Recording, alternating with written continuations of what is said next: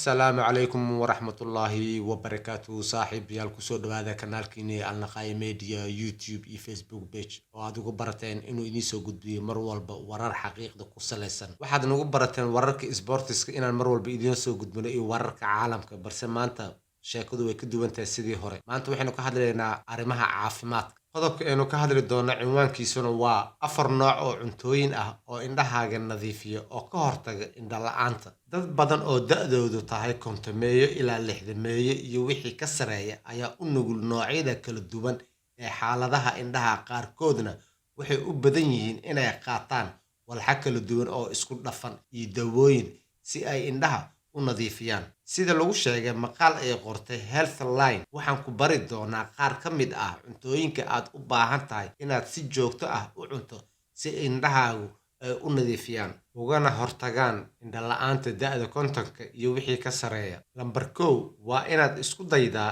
in aad cuntid xaddi kuugu filan oo ah kalluunka dufanka leh sida salmon tuunada fruit mackerel iyo qaar kale oo badan sababtoo ah waxa laga helaa xaddi badan oo dufanka omega 3 ah haddii si joogto ah u qaadato saliidan omega 3 dufanka leh waxay kaa caawin kartaa inaad ka ilaaliso indhahaaga inay qalalaan lambar 2 waa inaad cuntaa noocyada kala duwan ee looska sababtoo ah waxa ku jira xaddi macquul ah oo omega 3 fatty acid vitamin E iyo macdan aad u badan oo indhahaaga ka ilaalin kara xaaladaha caafimaad ee la xiriira da'da marka waa inaad si joogto ah u qaadataa loos badan lambar 3 isku day inaad si joogto ah u cunto khudaarta caleenta leh sida spinachka kale iyo kuwa kale sababtoo ah waxa ku jira lutein zeaxanthin iyo vitamin C fooqooyinkan ayaa kaa caawin kara inaad indhahaaga ka ilaaliso beeldareenta oksijiinta molecuulada lambar 4 karootada waxa ku jira xaddi macquul ah oo vitamin A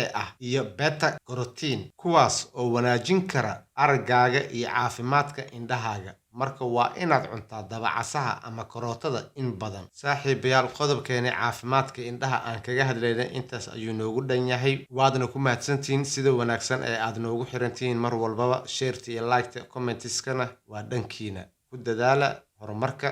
kanaalkeena wassalaamu calaykum waraxmatullaahi wabarakaatuh